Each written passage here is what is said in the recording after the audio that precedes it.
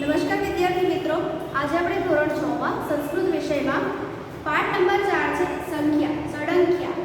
સળંખ્યા એટલે સંખ્યા, જે આપણે સંખ્યા જે છે 1 થી લઈને 10 સુધી, 1 થી લઈને 100 સુધી એ સંખ્યા વિશેની વાત કરવાના છીએ.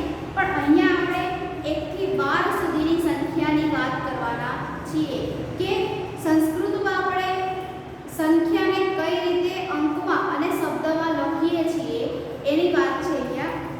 અહીંયા તમને ચિત્ર આપેલા છે, તમારા ચોપડીમાં જુઓ કે અહીંયા ચિત્ર આપેલા છે. આપણે જેમ નાના હતા ત્યારે જે આંકડા શીખવાના હતા, અંક શીખવાના હતા, ત્યારે તમને એક અહીંયા ચિત્રો બતાવવામાં આવે. ચિત્રમાં એક દડો હોય, પછી 2 ફૂલ હોય, 3 ચોકલેટ હોય, એવા બધા અહીંયા તમને ચિત્ર તમારા નોટબુકમાં હોય, બરાબર? તો એ પ્રમાણે તમે સંખ્યા ગણી અને તમે લખતા હતા. એવી જ રીતે અહીંયા સંખ્યા ગણવા માટે અહીંયા એક ફૂલનું ચિત્ર આપેલા છે અને એ જે અહીંયા સામે અહીંયા અંક લખેલા છે એ જ પ્રમાણે અહીંયા ચિત્ર છે અને એ ચિત્રની સામે અહીંયા એને શબ્દમાં સંસ્કૃતમાં લખે છે. આપણે અહીંયા જેમ ગુજરાતીમાં શબ્દમાં લખીએ છીએ એમ અહીંયા એને સંસ્કૃતમાં શબ્દમાં લખ્યા છે. અંકની સામે શબ્દ, એ પ્રમાણે અહીંયા આપણે શીખવાનું છે સળંખ્યા. તો સળંખ્યામાં પહેલા છે એકમ. એકમનો અર્થ થાય છે 1. આ અહીંયા એકમ, આ 1 લખીએ છીએ, એકમ. આપણે એને ગુજરાતીમાં શું કહીએ છીએ? 1. એકમ મતલબ 1. પછી છે 2.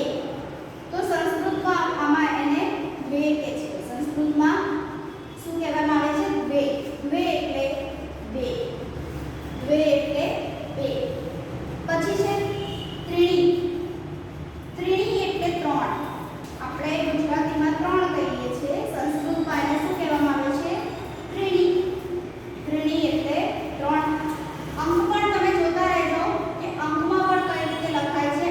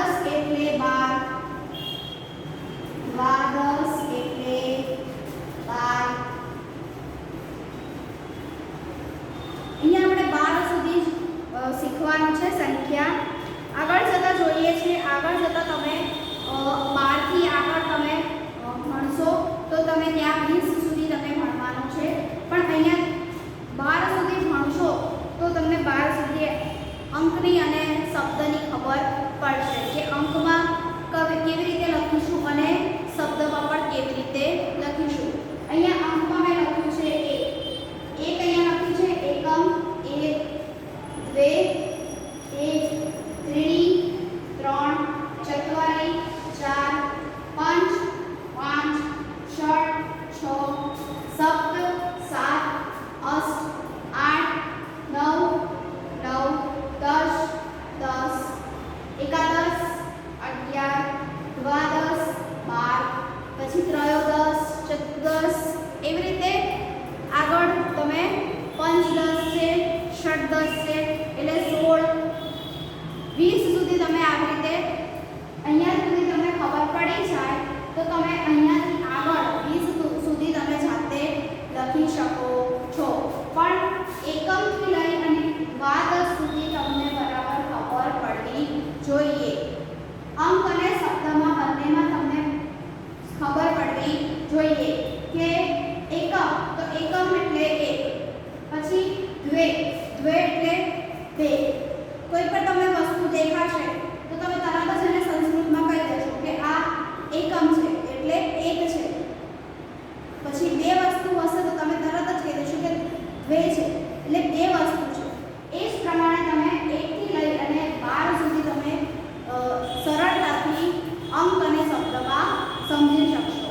પછી હવે આગળ આપણે સ્વાધ્યાય જોઈએ છે. તો સ્વાધ્યાયમાં પણ પ્રશ્ન 1 નીચે આપેલા અંકોને શબ્દમાં લખવાના છે. તો શબ્દમાં આપણે કઈ રીતે લખશું? અંકો અહીંયા આપેલા છે, અંકો તમને અહીંયા આપેલા જ છે, એની સામે એને શબ્દમાં કઈ રીતે લખાય છે એ જોવાનું છે. તો પહેલું શું છે? પંચ આ લખવાનું છે પંચ. પછી બીજું છે એકમ, પછી છે સપ્ત લખ્યું આપણે આ, પછી એકાદશ, 11, દ્વે, 2, 9, પછી અષ્ટ એટલે 8, ચત્વારી 4, ષટ 6, 10, પછી ત્રીણી 3, દ્વાદશ 12. આ પ્રમાણે તમારે અંકમાંથી શબ્દમાં લખવાના છે. હવે છે જોડકા. તો જોડકા તમારે ઉપર આપણે લખ્યું શબ્દ અંકને શબ્દમાં એ જ પ્રમાણે જોવો નીચે શબ્દ આપેલા છે અને શબ્દની સામે અંક આપેલા છે. તો ઉપર તમે લખ્યા એ જ પ્રમાણે નીચે છે તો ઉપર જોઈ અને તમે લખી શકો કે પંચ. તો પંચને અંકમાં કઈ રીતે લખાશે? તો અહીંયા ઉપર પહેલું છે પંચ, તો એની સામે જોડી દો. પછી બીજું છે અષ્ટ, તો અષ્ટને કઈ રીતે અંકમાં લખાશે? એ અહીંયા પણ છે, તો બીજી લાઈનમાં જુઓ અષ્ટ પહેલું છે તો અંકમાં કઈ રીતે લખાશે એ જુઓ અને એને સામે જોડી દો. એ પ્રમાણે દ્વાદશ છે, ચત્વારી છે અને 9 છે. બરાબર છે? હવે પ્રશ્ન નંબર 3 છે. નીચે આપેલા શબ્દોને અંકમાં લખવાના છે. અંકમાં આપણે જોયા અહીંયા અંક અને શબ્દ, અંક અને શબ્દ આપણે જોયા. બરાબર? તો ઉપર પણ અંક અને શબ્દમાં લખ્યા. એવી જ રીતે નીચે શબ્દોને અંકમાં લખવાના છે. તો શબ્દ આપણે અહીંયા આપ્યો છે એકાદશ. તો એકાદશને અંકમાં કેવી રીતે લખાશે? આવી રીતે. તો એ પ્રમાણે અહીંયા નીચે છે 9, તો 9. પછી ષટ છે, પછી અષ્ટ,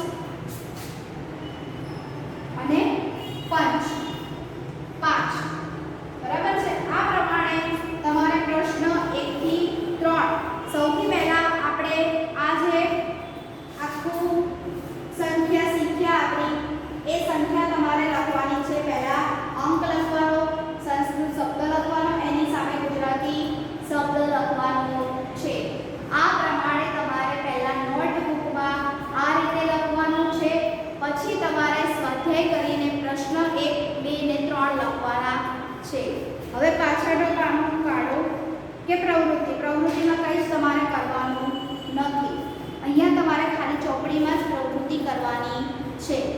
તો ઉપર ખાલી તમારે ક્રમના સંખ્યા જોડી ચિત્ર પૂર્ણ કરવાનું છે. ક્રમમાં સંખ્યા જોડવાની છે એટલે ચિત્ર જોડવાનું અને પૂર્ણ કરવાનું. પછી છે કૌંસમાં આપેલી સંખ્યાને શબ્દ ચોરસમાંથી શોધી તેની ફરતે લીટી દોરવાની છે. અહીંયા જો આ કોષ્ટક આપ્યું છે, બરાબર? તો કોષ્ટકમાં શબ્દ અહીંયા કૌંસમાં આપેલા છે. તમને એ કૌંસમાં શબ્દ આપેલા છે એ અહીંયા આ કોષ્ટકમાં તમારે શોધવાના છે. તો પહેલો શબ્દ આવે છે દ્વાદશ. જેમ અહીંયા અષ્ટ, ઉદાહરણ તરીકે અહીંયા અષ્ટ આપ્યું છે. અષ્ટ અહીંયા આપેલું છે કે રાઉન્ડ કર્યું છે અષ્ટની ઉપર, બરાબર છે? એવી જ રીતે અહીંયા પહેલું છે દ્વાદશ. તો દ્વાદશ અહીંયા શોધવાનું. દ્વાદશ ક્યાં છે? અહીંયા. તો અહીંયા દ્વાદશના ઉપર રાઉન્ડ કરવાનું છે. એ જ પ્રમાણે બધા શબ્દો જોવાના છે, બરાબર વિદ્યાર્થી મિત્રો? હવે આપણો ચોથો પાઠ છે ષડંખ્ય છે. એ આ રીતે તમારે નોટબુકમાં લખવાનું છે. સૌથી પહેલા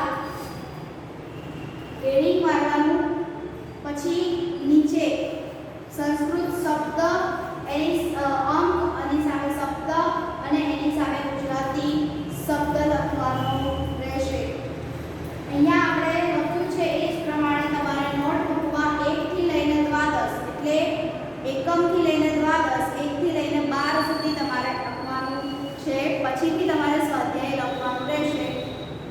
1 થી 3 પ્રશ્ન લખવાના છે, જેવી રીતે અહીંયા ચોપડીમાં આપ્યું છે એ પ્રમાણે. હવે આપણે અહીંયા ખાલી એક સ્વાપોથીમાં જોઈ લઈશું.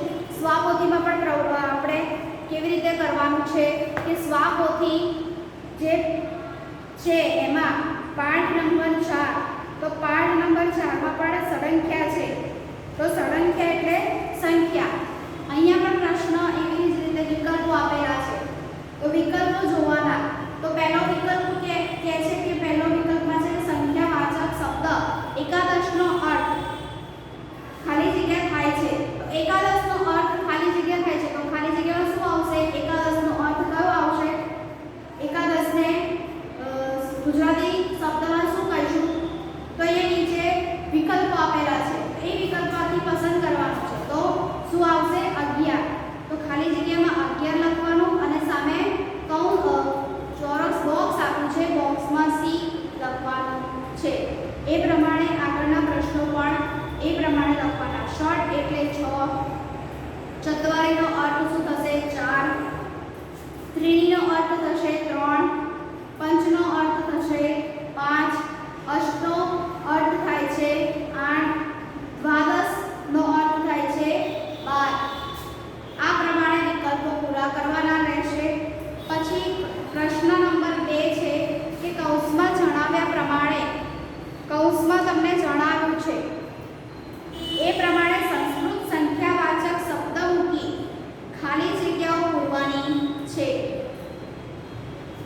કૌંસમાં તમને ગુજરાતી શબ્દ આપેલો છે, એ શબ્દ પ્રમાણે તમારે સંસ્કૃત સંખ્યાવાચક શબ્દ, આ જે છે એ બધું શું છે? સંખ્યાવાચક શબ્દ છે. સંખ્યા ઉપરથી બનેલો શબ્દ એટલે સંખ્યાવાચક શબ્દ. લઈએ પહેલું જે છે, તો પહેલું શું છે કે એક કૌંસમાં લખો એક પત્રમ. કૌંસમાં આપ્યું છે ને કે એક અને પત્રમ છે, તો એની ઉપરથી આપણે સંખ્યાવાચક શબ્દ શું બનાવીશું? એકમ. એકમ પત્રમ. ખાલી જગ્યા એવી રીતે પૂરી થશે. પછી છે દ્વે પુષ્પે, ત્રીણી નેત્રાણી, ચત્વારી કુસુમાની, પંચ પુસ્તકાની, ષડ રસા, સપ્તરંગા, અષ્ટફલાની, નવ બાલકા, 10 કન્યકા, એકાદશ દિવસા, દ્વાદશ ગ્રંથા. આ પ્રમાણે તમારે સંખ્યાવાચક શબ્દ લખવાનો છે અને ખાલી જગ્યા પૂરી કરવાની છે. પછી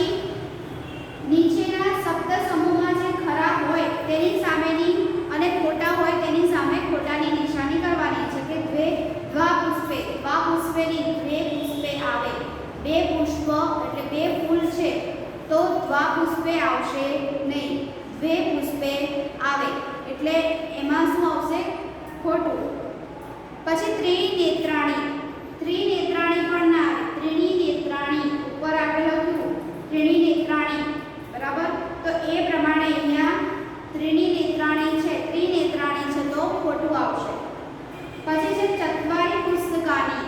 ઉપર જુઓ ચત્વારી કુસુમાની છે, અહીંયા પુસ્તકાની છે તો સાચું છે, ચત્વારી પુસ્તકાની.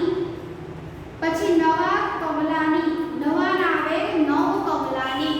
નવ આવશે, નવા આવશે નહીં તો ખોટું આવશે. પછી ષટ પુરુષા. અહીંયા આપ્યું છે ષટ રસા તો ષટ પુરુષા તો સાચું છે. પછી અષ્ટાની કુસુમાની, ખોટું. અષ્ટફલાની આવે એની જગ્યાએ અહીંયા છે અષ્ટાની કુસુમાની. અષ્ટકુસુમાની એ પ્રમાણે થાય, અહીંયા આવશે ખોટું. હવે પાછળનું પાનું ફેરવો. પાછળના પાનામાં પણ જોડકા છે, નીચેના જોડકા જોડવાના છે. આગળ આપણે ચોપડીમાં જોયું એ જ પ્રમાણે કે ત્રિણી, તો ત્રિણીને અંકમાં કઈ રીતે લખે છે એ પ્રમાણે અહીંયા જોઈ. આમાં કોષ્ટક ના ખબર પડે તો પહેલા આ કોષ્ટક જોઈ લેવાનો અને પછી એ પ્રમાણે જોડકા જોડવાના છે. પ્રવૃત્તિ છે નીચે, તો પ્રવૃત્તિમાં ફૂલ આપેલા છે. જેમ ચોપડીમાં આપણે આપ્યું કે ફૂલ છે તો સંસ્કૃતમાં અને ગુજરાતીમાં અર્થ લખવાના છે, અંક પણ લખવાના છે. અહીંયા જેમ ચોરસ ખાનું આપ્યું છે એમાં પહેલા અંક લખવાના, ફૂલ ગણવાનું. તો પહેલું ફૂલ કેટલા છે? 4. તો અહીંયા 4 અંક લખવાના અને અહીંયા લખવાનું ચત્વારી અને અહીંયા સામે ગુજરાતીમાં અર્થ લખવાનો 4. એ જ પ્રમાણે ફૂલ ગણી અને અહીંયા અંક લખવાનો, અંકની સામે સંસ્કૃત સંખ્યાવાચક શબ્દ લખવાનો અને એની સામે એનો ગુજરાતી અર્થ લખવાનો છે. આ થઈ તમારી પ્રવૃત્તિ. પ્રવૃત્તિ તમારે લખવાની રહેશે, બરાબર છે વિદ્યાર્થી મિત્રો? હવે આપણે આગળ જે પાંચમો છે પાઠ હસ્તી. તો હસ્તી એટલે હાથી. હાથીની વાત કરવામાં આવી છે કે હાથીને આપણે એક કવિતા છે કે હાથીને આપણે વાત કરી છે કે હાથી કેવો છે. હાથીનું સ્વરૂપ જે છે એ હાથીનું સ્વરૂપ કેવું છે?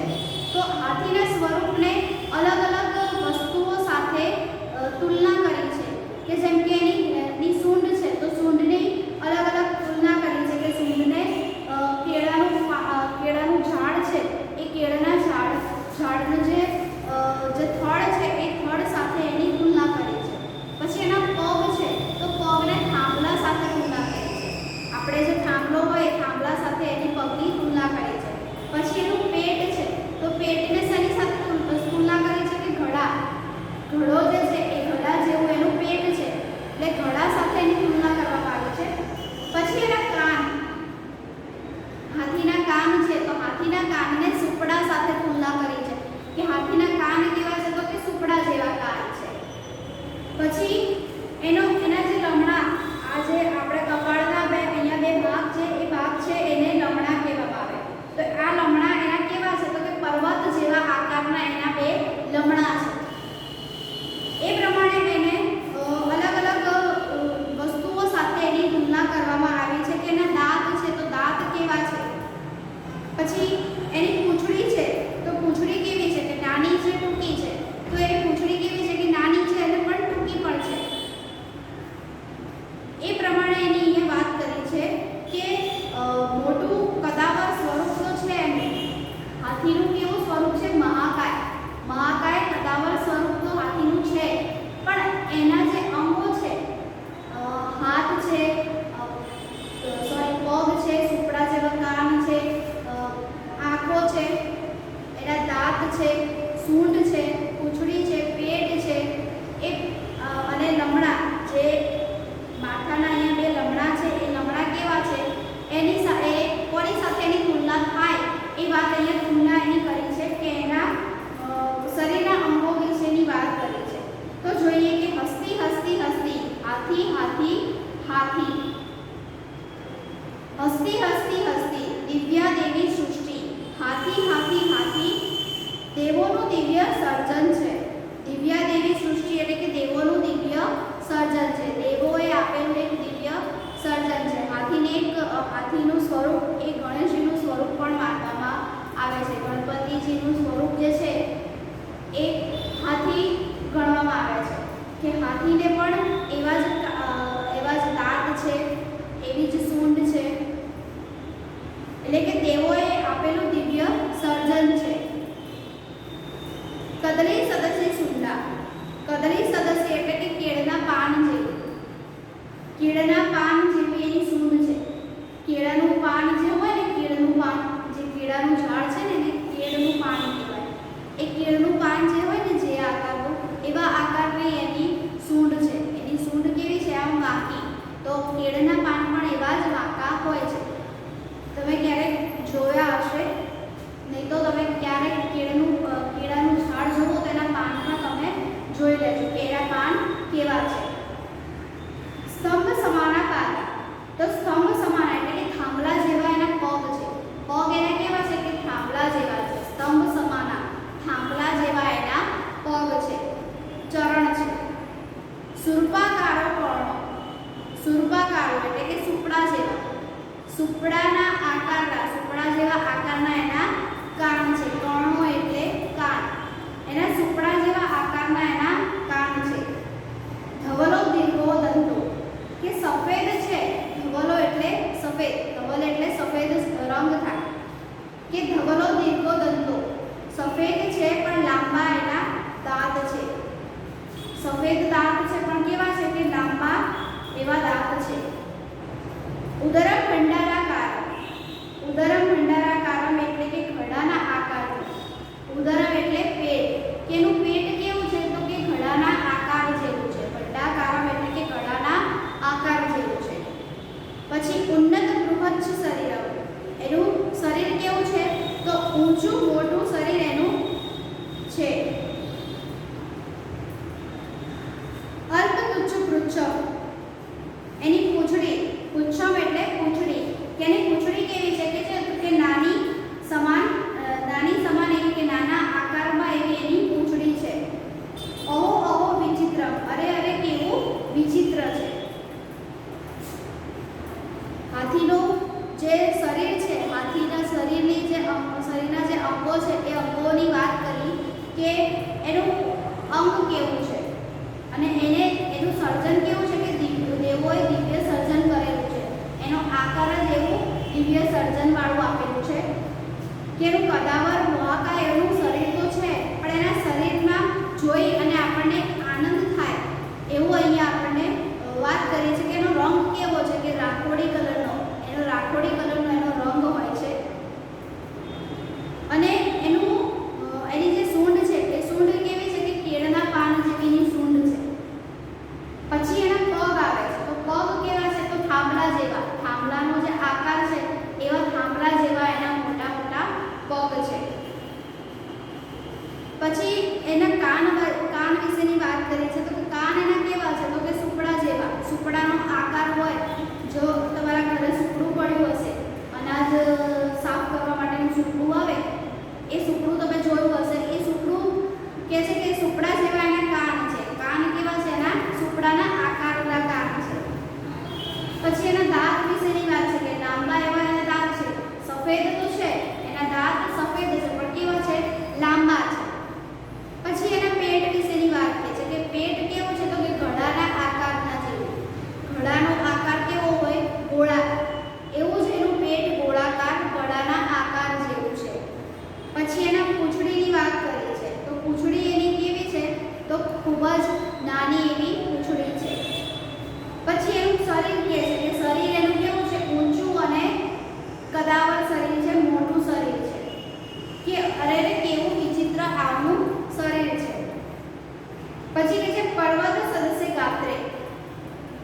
ગાત્રે એટલે લમણા. આ જે કપાળમાં અહીંયા જે બે ભાગ જે છે એ લમણા જ છે. એ લમણાનું કોની જોડે સરખામણી કરી છે? કે પર્વત સદસ્ય, પર્વતના સમાન. પર્વત જે હોય એ પર્વતના જે ઉપરના બે ટોચના ભાગ છે એ ટોચના ભાગ જેવા એના લમણા છે. એના અહીંયા ભાગ જે છે લમણાનો ભાગ એ કેવો છે? કે પર્વત સમાન લમણા છે. સરસવ સંદીપ દેત્રે. સરસવ જે સરસવ છે એ સરસવ જેવી એની સન્નિભ એટલે એની સરખી, નેત્રે એટલે આંખ, કે સરસવ સન્નિભ નેત્રે, સરસવ જેવી એની આંખ છે. કથમતિ બલવાન એશ, કેટલું શક્તિ અને બળવાન આ છે. અંકુશ માત્ર ભીત, ડરેલો માત્ર અંકુશથી જ ડરે છે. એટલે કે એની જે એનો જે મહાવત હોય એ મહાવતથી જ આ મોટો મહાકાય વિશાળ પ્રાણી જે છે એ એના મહાવતથી જ એ ડરે છે, બીજા કોઈથી ડરતો નથી. એટલે કે છે કે અંકુશ માત્ર ભીત, ડરેલો છે પણ માત્ર એના અંકુશથી, એટલે કે મહાવતના અંકુશથી. મહાવત એને જે રીતે એને શીખવાડે છે, જે રીતે એને ડરાવે છે, એ જ પ્રમાણે એ ડરે છે અને એ જ પ્રમાણે એ એનો અંકુશ જાળવી રાખે છે અને એ જ પ્રમાણે એ શીખે છે. અને એ મહાવત જે પ્રમાણે એને કહે છે એ જ પ્રમાણે અને એ જ દિશામાં એ જાય છે. જો મહાવત ઊભો રાખે તો એ ઊભો રહેશે, પછી એને તમે કંઈક ખવડાવો છો તો એ જલ્દીથી લેશે નહીં, પણ જ્યારે મહાવત એને કહી દેશે કે લઈ લે, એની સાથે જે એના હાથમાં એક લોખંડની લાકડી જેવું હોઈ શકે, એનું સાધન હશે, એ સાધન દ્વારા એને ઈશારો કરે છે અને સાધનથી એને કહે છે તો એ તરત સમજી જાય છે. એ મહાવતના અંકુશથી, એટલે કે મહાવતના ઈશારાથી એ સાંભળે છે અને સમજે છે અને એનાથી પણ એ ડરે છે. મહાવતથી જ એ ડરે છે, બીજા કોઈનાથી એ ડરતો નથી. એ જ પ્રમાણે અહીંયા કીધું છે કે આટલું મોટું શક્તિશાળી જે પ્રાણી જે છે, મહાકાય પ્રાણી જે છે, એના અંગોની વાત કરી છે કે એનો અંગ કેવો છે. મહાકાય પ્રાણી તો છે, શક્તિશાળી છે, ખૂબ જ બળવાન છે. હાથીનું શરીર તો મોટું છે જ, પણ એ શરીર પ્રમાણે એનું શક્તિ પણ એટલી એવી બળવાન છે કે એના શક્તિ પ્રમાણે એનું શરીર છે. તો એના શરીરના અંગો કેવા છે, તો એના શરીરના અંગોને એક અંગોની વાત કરી છે કે એના કાન કેવા, તો સુપડા જેવા, દાંત કેવા, તો ખૂબ જ સફેદ અને લાંબા દાંત. પછી એની સૂંઢ છે, તો સૂંઢ એની કેવી છે, તો કેળના પાન જેવી એની સૂંઢ છે. પછી એના પગ, તો પગ કેવા, તો થાંભલા જેવા એના પગ છે. પછી એનું પેટ છે, તો પેટ કેવું છે, તો ગળાના આકારનું એનું પેટ છે. પછી એવું શરીર એનું કેવું છે, તો મોટું ઊંચું એનું મોટું શરીર છે. અને પૂંછડીની વાત કરે છે, તો પૂંછડી કેવી છે, કે નાની સરખી એવી એની પૂંછડી છે. અને આ કેવું વિચિત્ર છે. અને કહે છે કે પર્વત સમાન એના જે લમણા છે એ કેવા છે, કે પર્વત સમાન એના લમણા છે. અને એની આંખો કેવી છે, એકદમ સરસવ જેવી એવી આંખો એની છે. અને આ કેટલું મોટું શક્તિશાળી, વિશાળ શક્તિશાળી પ્રાણી છે અને આ કોઈનાથી ડરતું નથી, માત્ર મહાવતના અંકુશથી જ એ ડરે છે.